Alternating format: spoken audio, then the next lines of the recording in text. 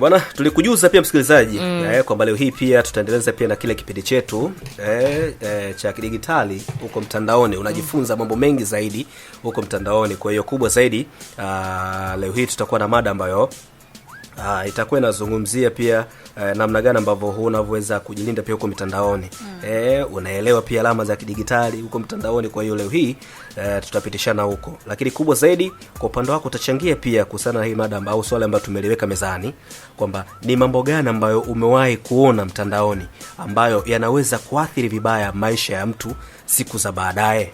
Kwa hiyo utatuandikia pia ujumbe mfupi maandishi kupitia nambari yetu ya SMS 0749 898950 na baadaye pia tutapokea pia simu yako. Ndio. Ukiona unatujuza. Ile fahamike kitu kimoja kwamba kipindi hiki kimedhaminiwa na ubalozi wa Marekani, USAID. Kwa hiyo hakikisha basi hapo ulipo unakaa sambamba na sisi ili tuweze kwenda wote mpaka pale ambapo tutakapotamatisha. Kwa hiyo kubwa zaidi lazima pia wewe kwa upande wako uweze kufahamu hapa ambapo tunapozungumzia pia hizi shughuli zote za kidigitali kwamba kwa tunamaanisha vitu gani ili pia tuweze kwenda sambamba, si ndio hivyo? Namna hiyo. Kwa hiyo kwa upande wako pengine inawezekana kwamba ulikuwa bado hujafahamu. Kwa hiyo lazima pia tuweze kueleweshana kwamba watu wengi pengine huwa wanatumia mitandao ya kijamii na mtandao pia wa internet bila kujua kwamba kila unachokifanya mtandaoni yani huwa inaacha alama ya kudumu. Kwa hiyo leo hii lazima pia tuweze kuzungumzia alama ya kidijitali, maana yake, umuhimu wake na jinsi inavyoweza pia kudhibiti ili kujilinda. Unaweza pia wewe kuidhibiti ili kujilinda kwa siku zijazo. Kwa hiyo hii alama ya kidijitali ni nini hasa? Kwamba hii alama ya kidijitali ni mkusanyiko wa data ambayo unayoiacha yani kila unapotumia internet. Kwa hiyo hizi alama zinajumuisha kwamba zile shughuli za mitandao ya kijamii. Yani kwamba kila chapisho au kupenda. Yani kupenda maana yake zile like. Umepita Instagram, umebofya tu pale kadha. Umelike. Umeona kutoa maoni, yani pale comment unapotoa comment au kushiriki na maana kusambaza zile. Una share. Haya mambo yote huwa yanarekodiwa. Unaona? Lakini kitu kingine ni historia ya utafutaji. Ukizama pale pia kwenye mitandao kuna wengine ambao umetafuta hiki, mara kesho umesearch hiki, kesho kutwa hiki. Kwa hiyo hizi tovuti kwamba unapotembelea kuna mambo ambayo unayotafuta, yani tuseme kwamba huwa inahifadhiwa na huduma za mtandao. Kwa maana hata kesho pengine anaweza akachukua mtu simu yako akajaribu kuandika tu pale kitu, utakuta vinakuja vile vitu ambavyo wewe mwenyewe ushawahi kuvisearch pia mwanzoni. Kwa hiyo ifahamike tu kwamba huwa vinarekodiwa kwa kila kitu ambacho unachokitafuta kwenye mitandao. Lakini kitu kingine, manunuzi mtandaoni. Unaponunua kitu au kujisajili pia kwenye tovuti, maelezo yako huwa yanahifadhiwa nayo. Leo umenunua kitu hiki, leo kesho kutwa pia umenunua hiki, kwa hiyo mambo yote huwa yanahifadhiwa. Na kitu kingine ni ile program na account za mtandao. Yani kujisajili kwa huduma mbalimbali, yani huwa inaongeza pia alama yako ya kidijitali. Mfano, ukiposti picha Facebook na baadaye ukaifuta. Kwa hiyo huenda wewe umeifuta, lakini pia huenda kuna mtu mwingine ambaye alikuwa tayari amehifadhi au kusambaza tayari. Unawahi kusave. Kuna watu wengine yani ukiposti picha tu, mwingine amependa fu, amesave au la, ameshare kwa mtu mwingine bana picha hiyo. Kwa hiyo wewe unaweza kujiona kwamba umeifuta, kumbe ila haijafutika, kuna mtu amesambaza. Kwa hiyo tuseme kwamba hii ina maana kwamba picha hiyo haijapotea kabisa kwenye mambo mtandaoni. Kwa hiyo kwa upande wako wewe pengine ulishawahi kutafuta kitu mtandaoni kisha ukaanza kuona matangazo ambayo yanahusiana na hicho kitu au ni sehemu pia alama, yani fahamiki tu kwamba kama ukiona hiyo kitu basi hii imekuwa ni sehemu tu ya alama yako ya kidijitali. Kwa hiyo sasa hapa inapaswa fahamu pia athari za muda mrefu za alama ya kidijitali. Haya, sasa kuhusiana na athari hizo ambazo bwana Taufiki amezisema, nataka nikuambie tu kwamba watu wengi hawatambui kwa kile wanachochapisha mtandaoni leo kinaweza kuwa na athari kwa siku zao za baadaye. Alama yako ya kidijitali inaweza kutumika kwa kuangalia sifa zako. Waajiri, vyuo vikuu kwa mfano wake na hata benki wanaweza kuchunguza shughuli zako mtandaoni kabla ya kufanya maamuzi. Lakini habari nyingine ni kuathiri fursa za ajira. Kampuni nyingi huangalia akaunti za mitandao ya kijamii kabla ya kuajiri mtu. Ikiwa kuna maudhui mabaya au huenda ukapoteza nafasi hiyo. Kwa hivyo unapokuwa mtandaoni, hakikisha vitu vyako vinakwenda vizuri, usiwe tu na posti mambo mengine ambayo hayafai. Kuathiri elimu na ufadhili wa masomo. Kuna vyuo vikuu vinaweza kukagua uwepo wa waombaji mtandaoni kabla ya kutoa ufadhili wa masomo. Manake unaweza ukaandika vitu ambavyo sivyo, ukatuma picha ambazo ni sizo kimaadili yetu ya hapa Tanzania. Kuweka faragha yako hatarini. Ikiwa maelezo yako binafsi kama namba ya simu au anwani yako wazi, basi wadukuzi na matapeli wanaweza kuitumia vibaya. Kwa hivyo hakikisha basi kwa kila kitu ambacho unakifanya unakuwa salama ili usije ukadukuliwa. Mfano, unaweza ukawa mwanafunzi mmoja aliweza kuchapisha maoni ya matusi mtandaoni miaka kadhaa baadaye alipokuwa akiomba kazi, kampuni ikagundua kwamba machapisho hayo nayo ikafanyaje, ikamkataa. Kwa hivyo wewe kama kijana hakikisha kwamba chochote ambacho unakiposti ama unachoweka huko mtandaoni kinaweza kukufuata maisha yako yote, na wengine si wepesi wa kusahau, au baadaye wewe mwenyewe tukajikuta kwa hicho kilichotokea, basi kuna madhara ambayo yanaweza kukukuta. Kwa hivyo ni kwamba wewe msikilizaji, mtu akikutafuta mtandaoni leo, unadhani atakutafuta kwa nini? Utatuambia hapo na sisi ujumbe wako pia tutausoma. Bwana, na usisahau kutuambia kwamba ni mambo gani ambayo umewahi kuona mtandaoni ambayo yanaweza kuathiri vibaya maisha ya mtu siku za baadaye. Alafu sisi pia tutakuja pia kusoma huo ujumbe wako. Kwa mfano wewe ukitafuta mtandaoni, mimi natafuta nani mtandaoni? Au mtu akiingia kwenye akaunti yako pale labda ya Facebook, ukurasa wako wa Facebook pale, atakuta vitu gani? Anakuta mambo tu mazuri aliyonyooka. Hata usikute zile picha zako za zamani ambazo ulizokuwa unacheza bwalo. Amna, wakati za disco toto zile za kunoga. Maki hapo ni wakati wa furaha. Sasa katuma mbona silikupo amna. Hapa kwa na simu za namna hiyo wachache sana. Kama ulikopo nazo ulikopo wachache sana. Mfano mimi baba yangu hakuwa naye wala mama yangu. Lakini wakati ule mara nyingi tulikuwa tunatumia picha za kawaida za kusafisha zile. Negative inakuwa iko nyuma. Ukitaka tena itoke kama ile unaenda unasafisha negative. Wewe hata hizo ndo zipo sasa. Unaweza kupiga ukapost. Sasa hizo mbambo mimi siwezi posti. Ila hizo picha zipo. Naziangalia tu mwenyewe nakula maisha. Kesho zibebe. Nimwekea mwanangu. Nikuletee wewe? Haiwezekani, Taufiki. Sasa bwana, mimi nataka niwaeleze kuhusiana na namna ya kudhibiti alama yako ya kidigitali. Sawa?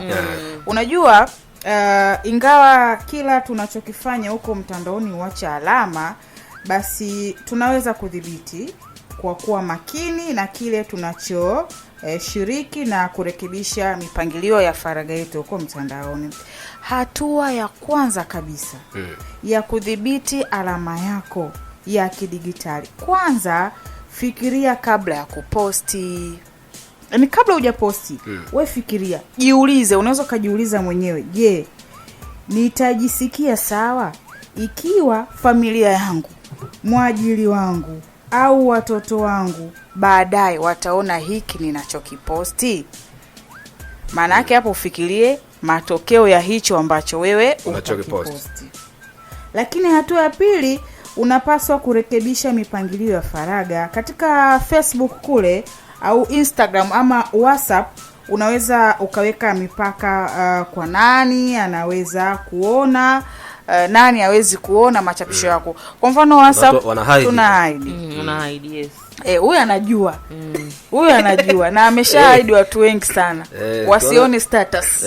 Kuna namba pale unazihide zisione. Kuna namba kwamba bwana leo nataka kupost mama watoto, leo nataka nipost sasa. Nataka ni muahidi bosi wangu hapa. Sasa huo ndo ushetani wenyewe unaokatazwa. unadhibiti. Sasa unadhibiti? Unadhibiti. Ina maana nyinyi kwenye contact zenu wote ni wabaya, watu wote ni wabaya. Yaani Sio watu hapa tuwaahidi watu wabaya. Tunadhibiti. Yaani kuna namna ambavyo ukisema bwana hii mtu akiona itakuja kuleta madhara. Muongelea na muelezea bwana. Imenigusa. Kuna kitu akiposti bosi wake akiona pale kidogo inaweza ikawa sio. Kuna kitu akiposti labda status, sawa mwanangu akiona pale, umeelewa hii itakuwa kidogo sio, kwa hiyo unawa watu na hide unakuwa unaona peke yako.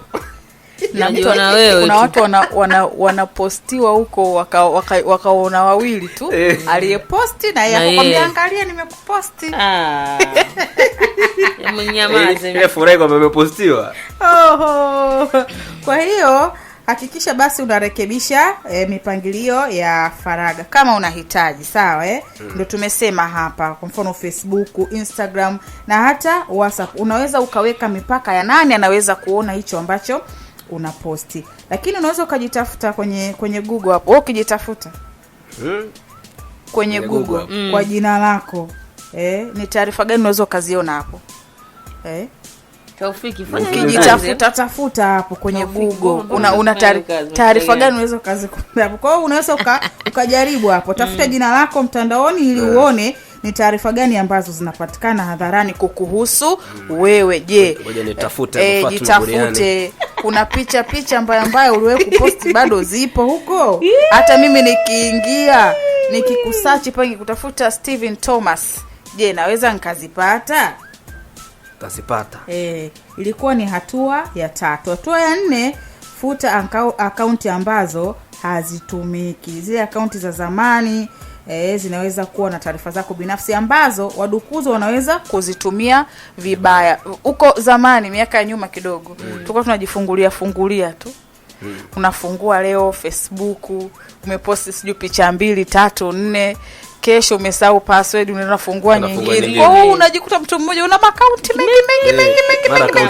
Akaunti inasoma Chibongera Ngai. Akaunti inasoma Feti. Yaani mambo kibao nakwambia. Akaunti inasoma Binti Buriani. Yaani mashaka matupu. Umeona? Kwa hiyo inawezekana hizo zingine ambazo ulizifungua huko zina taarifa zako zingine. Sasa hii inaweza ikawasaidia wadukuzi. Kwa hiyo hakikisha basi kama hauzitumii zifute. Epuka pia kushiriki taarifa nyingi binafsi. Kamwe narudia tena.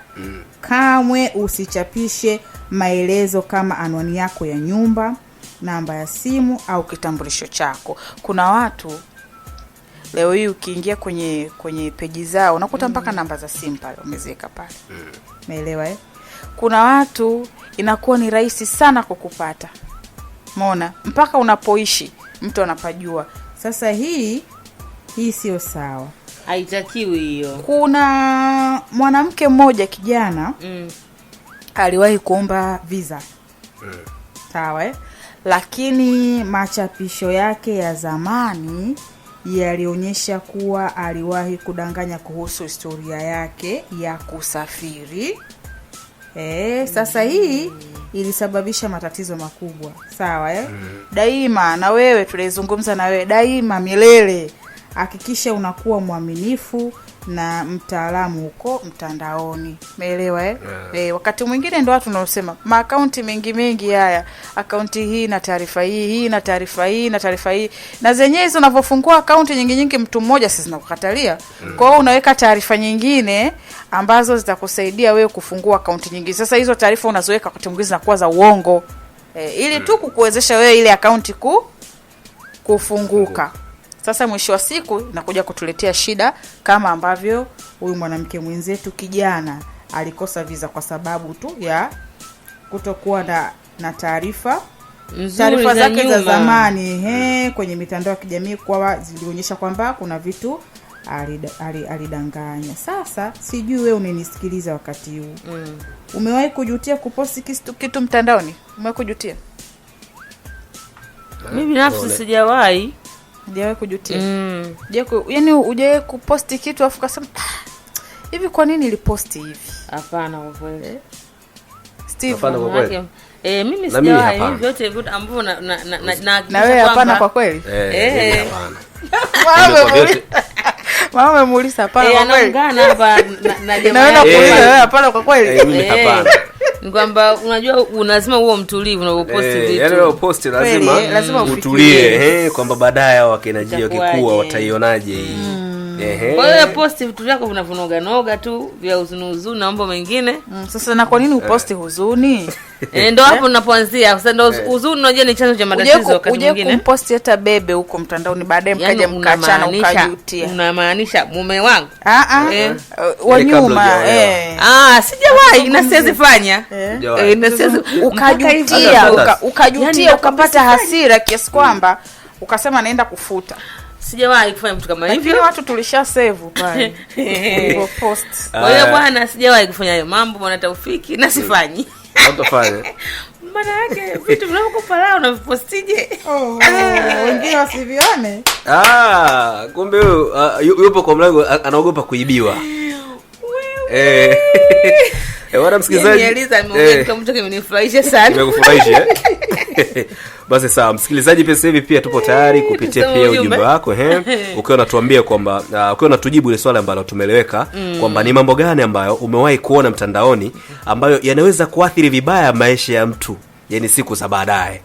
Haya sasa. Na tutapokea pia simu yako. Haya kwa message huku anasema ni mambo mengi sana yanayopoteza vijana na watoto pia kuhusu mtandao kama mavazi na kadhalika. Baizola Chihembe kutoka Nambale Kitangali. Kwenye line ya simu. Hello. Habari za kazi. Safi, sauti ya nani na uko wapi? Hapa unaongea na kwa Mwanjiro wa Sanamu kutoka Mtamba. Okay, karibu sana. Kitu moja nilishuhudia kwenye mtandao kukiona ya binti mmoja kujipiga picha akiwa uchi. Kwa kweli swala kama hilo mimi nisikitika sana. Kazi njema. Shukrani sana. Anaitwa kwa Mwanjiro au Baba Sanamu kutoka Mtama. Anasema nilishuhudia mtandao ni kuna dada alijipiga picha za utupu. Haya, Mosheba mjumbe wa Mayani, nimeona mambo mengi ambayo ni ya matusi kwa kweli na watu kuto kuipenda amani tulionayo. Kwa ilani ya simu. Hello. Habari yako? Mambo hivi. Safi, nani na uko wapi? Huyu ametoweka. Haya, anasema mimi Hello. Bwana sasa Safi, sauti nani na uko wapi? bwana unaongea na sauti ya Ego Master hapa kutoka Ngongoro. Karibu. Bwana mimi mtandaoni nilishawahi kushuhudia picha moja hivi ya msichana ambaye aliposti nyumba sio ya kwake. Maisha yake ni magumu sana lakini aliposti picha ambayo ukimwangalia kwa haraka unaweza kusema huyo wakishua lakini mwisho wa siku yeye alikuja kujutia sana baada ya kutaka ukweli wake. Okay, shukrani sana. Watu wana fake maisha. Anajikuta yupo zake anaposti vitu akiwa kwenye sehemu za raha. Mwisho wa siku unapatwa na tatizo ambalo linahitaji msaada. Mfano kama nani? Unajiweza. Mfano kama wasanii wetu wa Bongo. Baada naomba msaada. Anaitwa Thabiti anatoka Mnara. Kwake yeye anavyoona kupiga picha ambazo sio nzuri matatizo ni matatizo na inakera ama zinakera kwa watu wengine. Jamali na Mpula aka mzamiaji wa maji baridi kutoka Chiloja Lindi, hakika mimi cha kusema kwenye hilo kuhusu utumiaji wa simu kubwa na athari zake, kwa kweli wanaotumia simu kubwa wanatumia matumizi mabaya. Watu wanajiposti anasema wakiwa utupu. Sasa hapo naona kwangu mimi kuna athari kubwa mbele ya safari. Ulanguzi mwingi anasema ujumbe. Haya, asante sana kwa ujumbe wako. Kwa lana simu. Hello.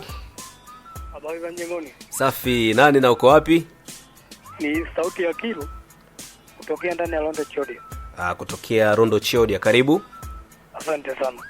Bana hao wanaotumia simu kubwa na kujitupia mtandaoni naona kama ni washamba au milofa.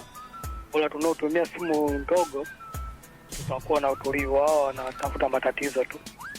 Kilo kutoka ndani Rondo Chiodia na sauni yote. Shukrani sana kutoka Rondo Chiodia. Bwana kupitia 0749898950 hiyo nambari ambayo ni kwa upande wa SMS. Unatuandikia huko. Haya. Anasema mimi natoa ushauri tu kwa watumiaji wa mitandao. Msisubutu wapenzi au wanandoa kutumiana picha za utupu. Mnaweza mkatumiana kwa upendo tu, ila siku mnayogombana au kuachana kwa hasira kuna mtu utakuta na post na kutaka kukomuana, mtu anaweza kafanya jambo lake. Anaitwa Mr. Safe kutoka Mnazi Mmoja pale. Haya, tunashukuru sana Mosheba, asante kwa ujumbe wako. Wajua. Okay, asante sana kaka. Mvumilivu Mangi wa Movo Kitangali, tunashukuru kwa ujumbe wako. Mr. Awo wapewe kutoka Kiwawa Lindi. Haya, asante. Mambo makubwa kwanza, wengi wao kujiposti wakiwa utupu sana. Raha ya mtandao ipo wapi? Anasema na Yaika huyu anauliza namna hiyo. Haya, Mwamba Hassan. Anasema pia kuna jirani aliposti gari la mheshimiwa mmoja hapa na kuliingiza mtandaoni na kulitangaza kama la kwake. Kumbe watu wanalijua. Anauza. Jamani. Kajikuta ile dalali. Anasema picha ziwe na heshima. Chatu Masai wachawe mti. Haya. Ameshawahi kutapelewa kupitia mtandaoni. Hamisi Mwinyi akiwa Rutamba. Kwa ilani simu. Hello. Habari yako? Bwana njema, habari za hapo studio? Hapa studio ni amani kabisa. Nani na uko wapi? Ni sauti ya Mwalimu Ipaja kutoka Kikwetu. Mwalimu Ipaja kutoka Kikwetu. Ni mambo gani ambayo umewahi kuona mtandaoni ambayo yanaweza kuathiri vibaya maisha ya mtu kwa siku za baadaye? Binafsi mtandaoni kuna mambo mengi sana, na kiasi kwamba usipokuwa makini unaweza kujikuta unaingia katika changamoto kubwa sana. Ila kwa ujumla naweza nikasema jambo moja tu, kwamba licha kuwa huu mtandaoni kuna mambo mengi ambayo mtu anaweza kumpa faida au hasara kulingana na matumizi yake, kikubwa naona ni kwamba kule kushare au labda kuiona kitu au taarifa mtandaoni na kukurupuka bila kuifanyia utafiti, hiyo inaweza kuwa ni hatari kubwa sana kwa mtumiaji na kwa mtu mwingine pengine ambaye hata asingeweza kuhusika na hilo jambo kwa wakati huo. Kwa kifupi, mimi hicho ndio ninachokiona sana, kwamba kuna wakati mwingine mtu anaweza kaiona habari mtandaoni bila kuifanyia research, bila kujua chanzo cha hii habari ni nini. Sasa akakurupuka tu akaichukua kama ilivyo akashare, au na yeye tayari akaanza kutoa taarifa nyingine kwa ngoja ama nyingine. Hiki kitu kinaweza kumwathiri, na sio yeye tu, pengine hata watu wasiohusika wanaweza wakaathirika na hilo jambo. Shukrani sana Mwalimu Ipaja. Asante sana, tuko pamoja sana. Bwana ni Mwalimu Ipaja naye pia ambaye kutoka huko Kikwetu. Medadavua kwa kina pia. Bwana kubwa zaidi tulikuwa tunakuuliza kuhusiana pia na mambo gani ambayo umewahi pia kuona huko mtandaoni ambayo yanaweza kuathiri vibaya maisha ya mtu kwa siku za baadaye. Bila shaka pia kwa upande wako tumepokea pia simu, SMS. Bila shaka pia kuna kitu ambacho umekipata kutokana na hii mada ambayo leo hii tumezungumza pia kwa pamoja. Kwa hiyo tuseme kwamba au tuhitimishe kwa kuambia kwamba kila alama yako ya digitali ni sifa yako mtandaoni ambayo inaweza kukusaidia au kukudhuru. Kwa hiyo unapaswa pia kuwa makini na kile unachoshiriki, na fikiria pia kuhusu athari zake za muda mrefu. Hakika. Kwa hiyo sana hiyo ni moja kati ya vitu ambavyo unapaswa kuzingatia sana. Bwana fahamike kitu kimoja kwamba kipindi hiki cha Elimika Kidigitali kimedhaminiwa na ubalozi wa Marekani. Kwa hiyo huwa tunarusha pia kwa kila Ijumaa. Kwa hiyo hakikisha pia na Ijumaa hii tutarudia. Tuseme kwamba tutaruka nacho pia kwa mada nyingine. Kwa hiyo hakikisha basi hapo ulipo unakaa kijanja, ifikapo Ijumaa pia uweze ungane na sisi. Kwa hiyo endelea kusikiliza Barazani. Mimi ni Steve Thomas, Fatma Buriani, Elizabeth Msagula. usiondoke hapo ulipo.